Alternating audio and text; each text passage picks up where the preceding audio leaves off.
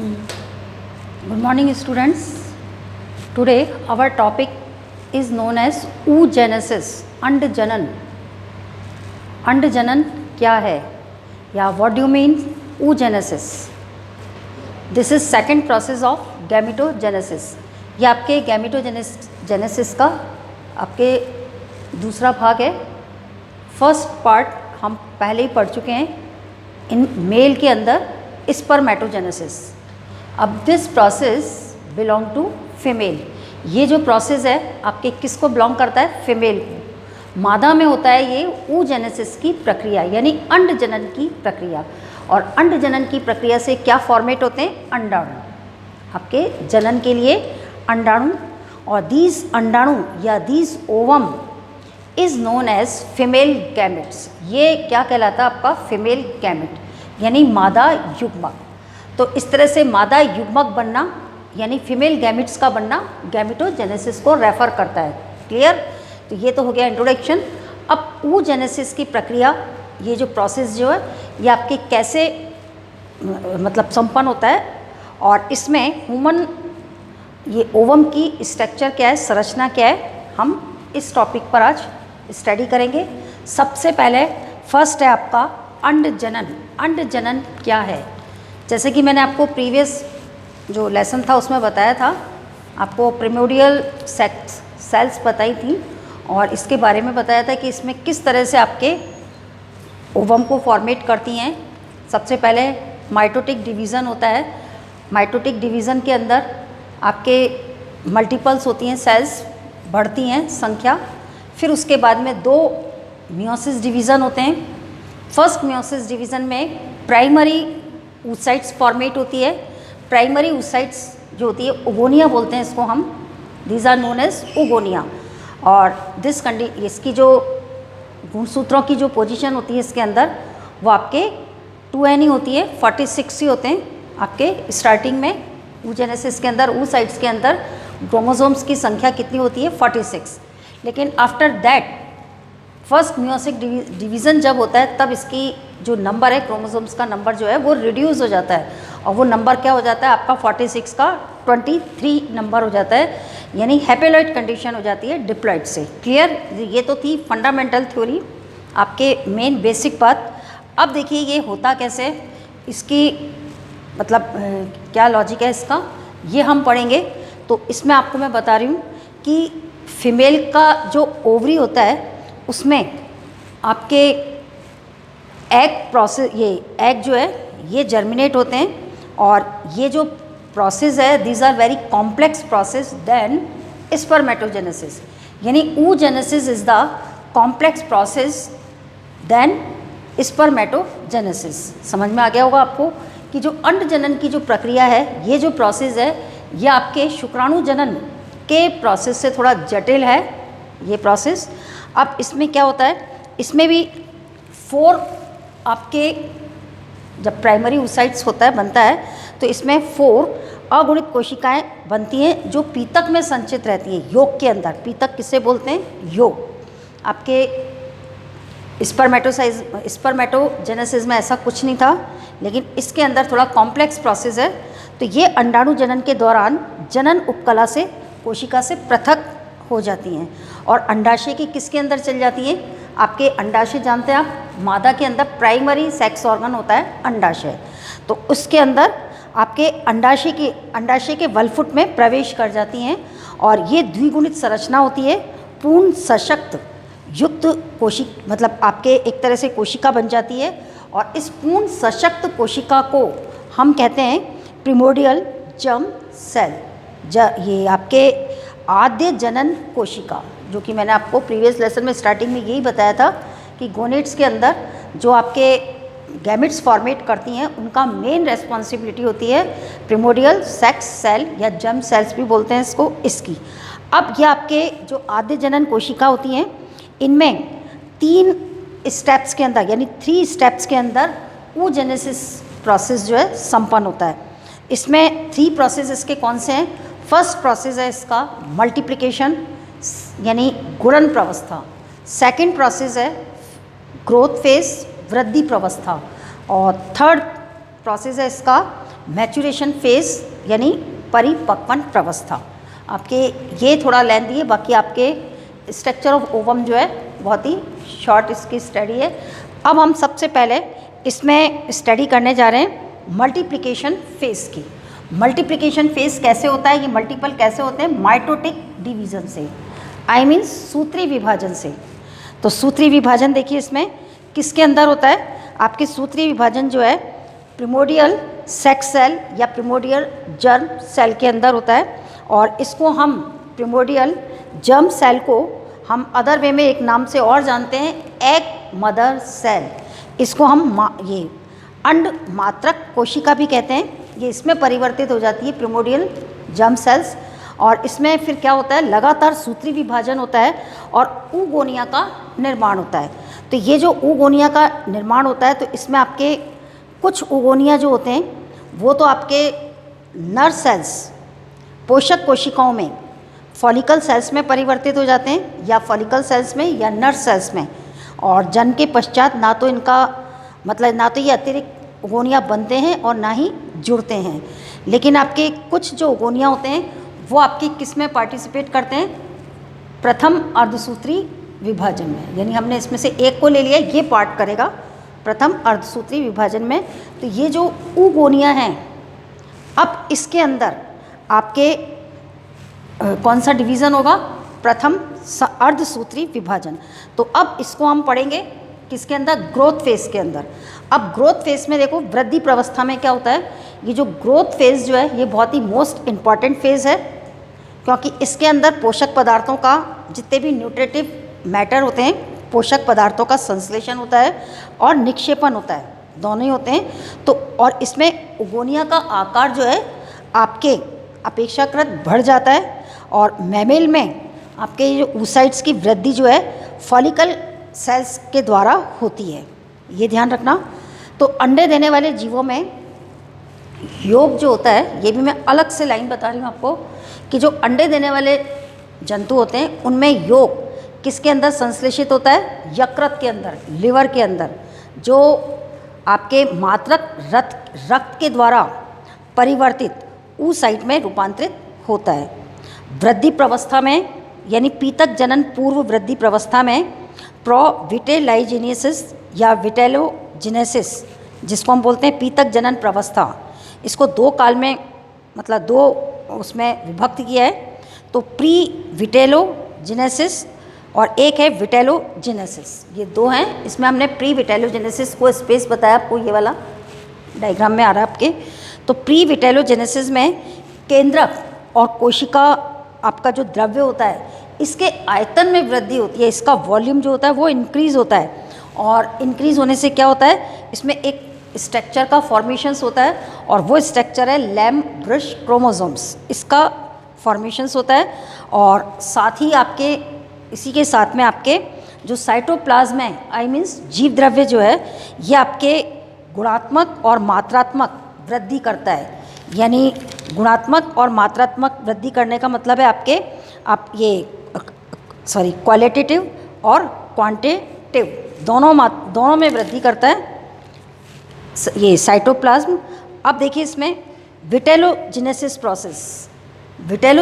Process के अंदर ये जो आपका सेकंड वाला प्रोसेस है एग का, इसमें ग्लाइकोजन, कार्बोहाइड्रेट्स, आपके फैट्स और प्रोटीन ये संगठित होते हैं और संश्लेषित होते हैं, और इनका निक्षेपण भी होता है, मतलब इनका एक्सक्रिएशन भी होता है योग इसी के साथ में। तो इस तरह से आपका योग का मैं केमिकल कंपोजिशंस बता रही हूँ कि योग का केमिकल कंपोजिशन क्या है।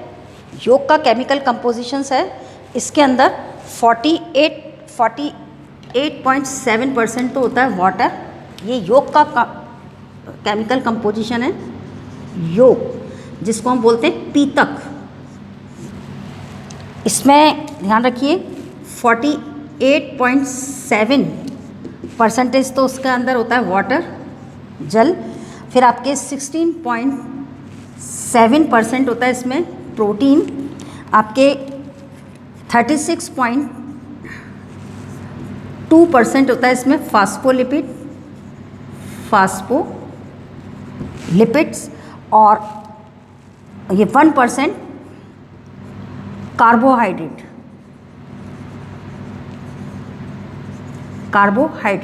और इसके अतिरिक्त कुछ उदासीन वसा भी होती है, न्यूट्रल्स, फैट्स भी होते हैं। तो ये इसका केमिकल कंपोजिशंस है किसका, योग का। अब देखिए आप इसमें ये ग्रोथ फेज हो गई कंप्लीट अपनी। अब आपकी आती है मैच्यूरेशन फेज। अब मैच्यूरेशन फेज में ये आपके मियोसिस डिवीज़न होंगे।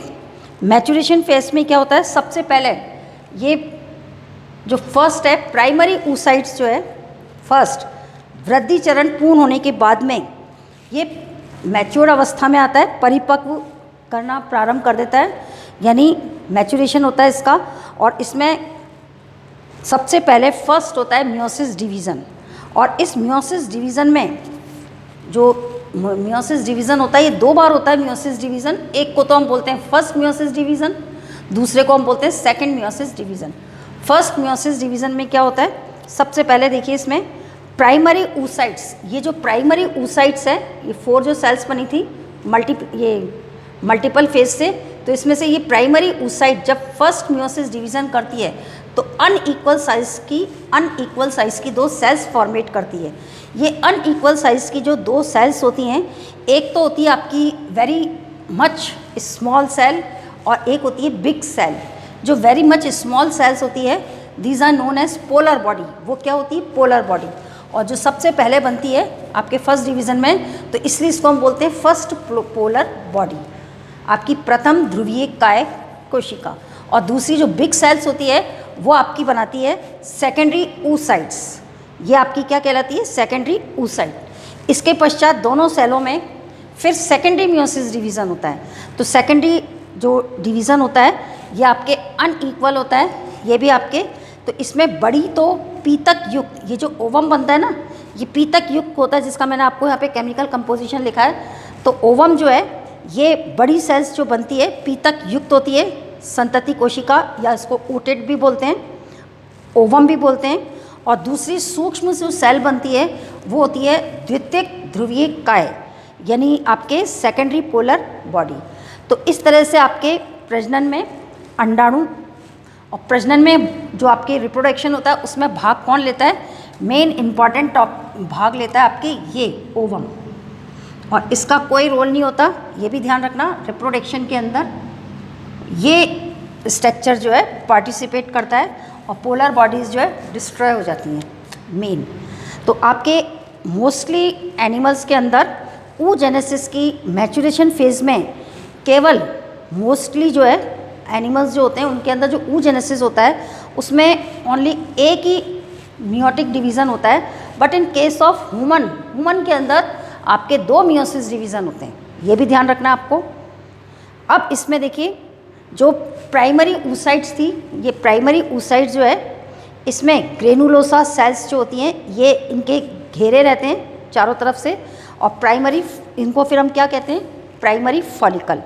ये फॉलिकल्स जो है जन्म से वैक्सता तक, वैक्स अवस्था तक संख्या में नष्ट होते रहते हैं, जिनसे मादा के प्रत्येक अंडाशय से केवल 60,000 से लेकर 80,000 तक आपके प्राइमरी फॉलिकल्स जो है मौजूद रहते हैं। और ये प्राइमरी फॉलिकल्स ग्रेनुलोसा की कई नई परतों से घिरे रहते हैं, जिनको हम बोलते हैं थीका।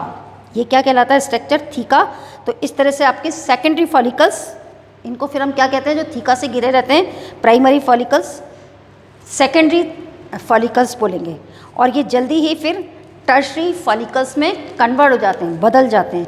ये जो मैं आपको इसकी जो ये बात बता रही हूँ, आप इसमें स्लाइड के अंदर देखोगे, ओवरी की स्लाइड, आपके टीएस ऑफ ओवरी की स्लाइड्स के अंदर प्राइमरी फॉलिकल्स, सेकेंडरी फॉलिकल्स और ये सब आएगा। ओवुलेशन के समय सीन होता है माइक्रोस्कोप में, तो ये तृतीयक फॉलिकल्स में बदल जाते हैं। और एक द्रवीय गुहा या पुटी गुहा, जिसको एंट्रम कहते हैं, वो इसके अंदर पाई जाती है। और थीका जो है आपका, जो आउटर मोस्ट कवरिंग जो होती है प्राइमरी फॉलिकल की, जिसको हम, और किसकी होती है, ग्रेनुलोसा की होती है, ये जो परत होती है जिसको हम थीका बोलते हैं, ये 2 स्तरों में आपके मौजूद होती है। एक तो आंतरिक थीका होती है और एक बाहरी थीका। इन तृतीयक पुटिका में प्राथमिक आपके जो थीका है उस साइड जो है उसमें अर्धसूत्री विभाजन हेतु वृद्धि होती है, और अर्धसूत्री के बाद में जो तृतीयक फॉलिकल्स बनती है आपके वो मैच्योर होकर के आपके ग्राफिंग पुटिका में परिवर्तित हो जाती है। अब अर्धसूत्री विभाजन के परिणाम स्वरूप बनी सेकेंडरी oocytes, सेकेंडरी oocytes हम इसको कहेंगे जो मैचुरेशन की फेज़ में बनती है, जो थर्ड फेज़ है इसकी मैचुरेशन फेज़, उसमें फॉर्मेट होती है ये। तो ये सेकेंडरी oocytes जो है इसके चारों ओर एक नई झिल्ली बन जाती है, और ये जो नई झिल्ली बनती है इसमें डायग्राम में आपको मैं बता दूं, ये इसके बाहर जो नई झिल्ली बनती है जो डार्क से मैंने बनाई है उसको हम कहते हैं जोना पेल्यूसिडा। ये क्या कहलाती है आपके जोना पेल्यूसिडा, और ग्राफिंग फॉलिकल्स द्वारा सेकेंडरी oocytes को अंडाशय से त्याग दिया जाता है। ये आपके ओवुलेशन होता है, अंडोत्सर्ग बोलते हैं, अंडाशयों का निकलना त्याग दिया जाता है। और इसके बाद में ये जो त्यागने की जो प्रक्रिया है अंडाशय से आपके फॉलिकल्स को या ग्राफिन पुटिका युक्त सेकेंडरी oocytes को अंडाशय से त्यागना, ये क्रिया आपकी क्या कहलाती है? अंडोत्सर्ग, ओवुलेशन कहते हैं, जो मानव में किसमें? फीमेल में 28 दिन के बाद में रिपीट होती है, इसका रिपीटेशन होता है। तो इस तरह से इसका ये पूरा प्रोसेस है। और अब अपना नेक्स्ट इसका जो टॉपिक है वो है स्ट्रक्चर ऑफ ह्यूमन ओवम। अंडाणु की संरचना किस तरह की है? देखिए इसमें अंडाणु की संरचना जो है डायग्राम्स में आप देख ही रहे हैं। आपके स्पर्म का स्ट्रक्चर तो आ चुका है, बोर्ड एग्जाम में 2019 के अंदर आ गया है, ये वाला भी क्वेश्चन नहीं आया है। और 2020 के अंदर ये पूरा लेसन जो है आउट था, मतलब गैमेटोजेनेसिस इन ह्यूमन में से एक भी क्वेश्चन अराइज नहीं हुआ है 2020 के अंदर। अब 2021 में आप एग्ज़ाम देंगे तो it is most important question. कोई सा भी एक क्वेश्चन आ सकता है इसमें से 2 नंबर का। पहले भी आपके 2019 में 2 नंबर का क्वेश्चन आया था, और 2020 ये जो सन के अंदर बोर्ड के अंदर नहीं आया है। अब 2021 में ये जो चैप्टर है इम्पॉर्टेंट है, मैं आपको उसके अकॉर्डिंग बता रही हूँ, ब्लूप्रिंट के अकॉर्डिंग, कि अब इसमें से कोई सा भी क्वेश्चन अराइज हो सकता है। और हो सकता है आपके स्पर्म आ गया है तो अंडाणु दे दें, ओवम का स्ट्रक्चर दे दें, या इसका जो ये पूरा प्रोसेस जो है आपका oogenesis का, ये भी आ सकता है। तो अब इसमें हमारा लास्ट टॉपिक आ रहा है structure of human ovum at ovulation. अब मैमल्स के अंदर आपके जो अंडाणु होता है या जो अंडे होते हैं वो अपीतकी प्रकार के होते हैं, यानी इसके अंदर योग जो है नगण्य होता है, एक तरह से ना के भांति होता है, पीतक बहुत कम होता है, इसमें होता ही नहीं है। तो इसको हम एलेसिथल या आइसोलेसिथल प्रकार का कहते हैं। इनका व्यास जो है आपका अंडे का व्यास जो है 100 से, मैं इसका मेजरमेंट लिख दूँ कितना होता है, 100 से 100 टू 150 मिली माइक्रोन, ये इसका डायमीटर है एग का। और अंडाशय से निर्मुक्त होता है जब आपके ओवरी से ओवम लिबरेट होते हैं। तो लिबरेट होते समय ये जो कंप्लीटली आपके मैच्योर नहीं होते ये, और ये केवल सेकेंडरी oocytes होते हैं, आपके कंप्लीटली मैच्योर नहीं होते, ये क्या होते हैं? सेकेंडरी oocytes होते हैं इस कंडीशन में। अब देखिए इसमें इनका जो न्यूक्लियस है ये बड़े आकार का जंतु गोलार्ध की तरफ अव्यवस्थित होता है, और योग की मात्रा जो है अत्यंत नगण्य होती है, वेरी मच लेस, जिसको हम नॉमिनल कहते हैं। कोशिका झिल्ली बाहर इसकी जो मेम्ब्रेन होती है, सेल मेम्ब्रेन जो होती है, वो ट्रांसपेरेंट ए सेलुलर और जोना पेल्यूसिडा नामक आवरण से कवरेज रहती है। आपके इसकी जो झिल्ली है ये आपकी ट्रांसपेरेंट होती है, और किससे कवर्ड रहती है? जोना पेल्यूसिडा से, जैसे कि आपके डायग्राम्स में है। जोना पेल्यूसिडा जो है बाहर की तरफ फॉलिकल सेल्स के आवरण कोरोना रेडिएटा से घिरा रहता है, और ये जो सेल्स हैं बाहर की तरफ किससे घिरा हुआ है? कोरोना रेडिएटा के आवरण से। तो इस तरह से आपका स्ट्रक्चर ये, और इसके अंदर आपके फर्स्ट पोलर बॉडी है, ये भी डिस्ट्रॉय हो जाएगी, बाहर पहुंच गई है पेरिफेरी रीजन में। और सेकेंडरी जो है सेकेंड मियोसिस डिवीज़न से एक और स्पिंडल फॉर्म हो रहा है, और ये जो स्पिंडल जो है वापस आपके मतलब ये सेकेंडरी पोलर बॉडी बनाएगा, लेकिन सेकेंडरी पोलर बॉडी जो है डिस्ट्रॉय हो जाती है, ये रिप्रोडक्शन में पार्ट नहीं करती, और रिप्रोडक्शन के अंदर आपका पार्ट करता है केवल ओवम, आपकी लार्ज सेल। तो इस तरह से आपका ये इसका एग का, ह्यूमन एग का स्ट्रक्चर्स है। और ये जो है आप इसके नोट्स तैयार कर लेना। ये ह्यूमन ओवम का स्ट्रक्चर आ सकता है, describe the structure of human ovum, important questions है। और इसका ये जो प्रोसेस है पूरा ये भी आ सकता है। What do you mean oogenesis, explain it with the help of line diagram, इस तरह का क्वेश्चन आ सकता है। तो इस तरह से अपना ये चैप्टर कंप्लीट हो गया, गैमेटोजेनेसिस इन ह्यूमन। अब नेक्स्ट जो क्लास होगी अपनी फर्टिलाइजेशन की होगी, कि हमने ओवम फॉर्मेट कर लिया, ये फॉर्म कर लिया, और प्रीवियस क्लास में हमने क्या फॉर्म किया था, क्या बनाया था, स्पर्म। अब हम स्पर्म और ओवम का जो है इनकी मैटिंग करेंगे, फ्यूज़न करेंगे, और this process is known as fertilisation. तो नेक्स्ट अपना क्लास जो होगी फर्टिलाइजेशन की होगी। Thank you.